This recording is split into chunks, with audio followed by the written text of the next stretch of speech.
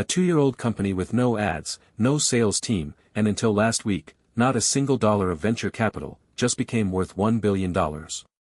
And it did it by selling the one thing OpenAI, Google, and Anthropic cannot easily sell you.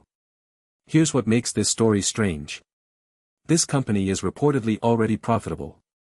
It generates over $70 million in annualized revenue.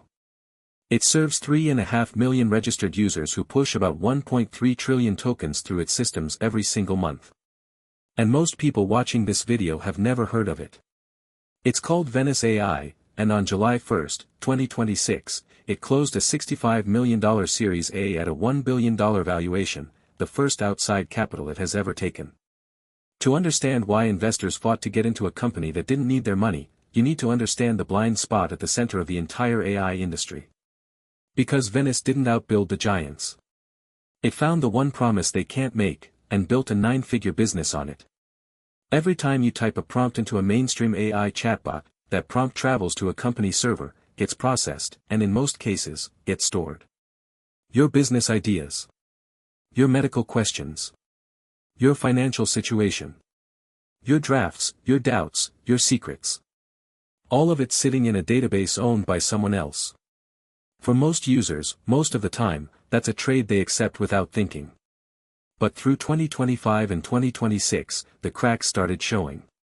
Legal battles forced AI companies to confront uncomfortable questions about how long user conversations must be retained and who can demand access to them.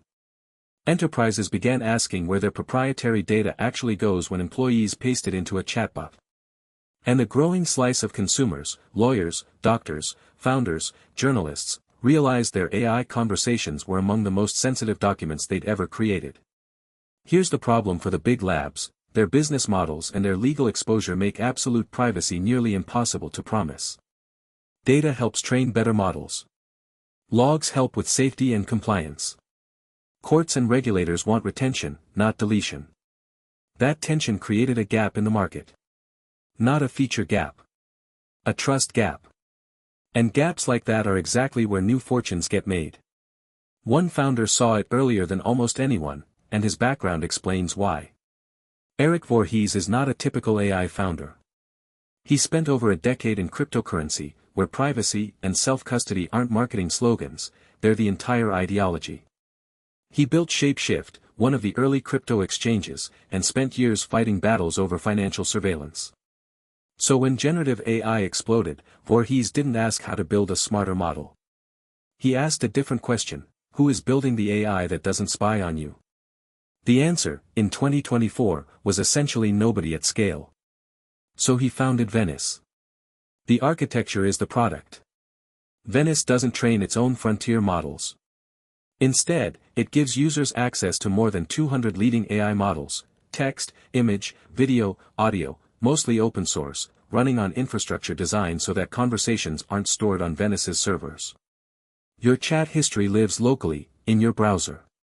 Prompts are processed and then gone. The company's pitch is blunt: we can't sell your data or hand it to anyone, because we never had it. Notice what Voorhees did here. He didn't compete on intelligence. The open-source ecosystem handles that, with models improving every month for free. He competed on trust, wrapped in a clean product. The giants can't easily copy it, because their entire structure depends on the data flowing the other way. Now here's where the business story gets interesting, because Venice broke the standard startup playbook completely. The typical path in AI right now is, raise an enormous seed round, spend it on GPUs and growth marketing, burn cash for years, and pray the revenue eventually catches up. We've covered companies on this channel losing money on every single user as a deliberate strategy. Venice did the opposite. For roughly 2 years after its public launch, it took no outside equity capital at all. It grew on its own revenue, paid subscriptions for consumers and API access for developers who want private inference for their own apps. No ad budget. No sales team storming enterprises. Growth came from a specific kind of word of mouth: people who cared intensely about privacy telling other people who cared intensely about privacy. That sounds like a niche. But here's the thing about niches in a market this size: when the total pool is hundreds of millions of AI users, even a low single-digit percentage who genuinely prioritize privacy is millions of customers. And customers who choose you for a principal, not a discount, tend to stick. By mid-2026, that quiet compounding had produced something rare in AI, a company that reportedly makes more money than it spends. Let's put the numbers on the table, because they tell the real story. 3.5 million registered users. 1.3 trillion tokens processed every month. Over $70 million in annualized revenue, according to the company and reporting around the round. And, the number that separates Venice from almost everyone else in this industry, profitability. Think about what that combination means. The biggest names in AI are spending billions more than they earn. Industry giants have raised the largest private funding rounds in history just to cover compute bills. Meanwhile, a company most people have never heard of is running in the black on a fraction of the headcount. How? 3 structural advantages. First, Venice doesn't pay to train frontier models, the open source community does that, and the models keep getting better at zero cost to Venice. Second, its privacy architecture is actually cheaper to run in some ways, storing nothing means paying for nothing. Third, its customers pay premium prices for a premium promise, so revenue per user stays healthy without an enterprise sales machine. If those figures hold up, the revenue multiple on its new valuation, roughly 14 times annualized revenue, is almost conservative by 2026 AI standards, wherein profitable companies routinely trade at 50 times revenue or more. Which raises the obvious question, if Venice didn't need money, why take $65 million now? The answer comes down to the one dependency Venice still had, other people's hardware. Like nearly every AI company on Earth, Venice runs its models on leased GPUs, cloud infrastructure owned by someone else. For a company whose entire brand is you don't have to trust anyone, that's a philosophical problem and a business risk. GPU prices swing. Providers impose terms. And true privacy guarantees get stronger the more of the stack you control. So the $65 million from Dragonfly, with backing from Coinbase Ventures, F Prime, and North Island Ventures, is earmarked largely for building Venice's own compute infrastructure, including its first data center. This is the pattern worth noticing.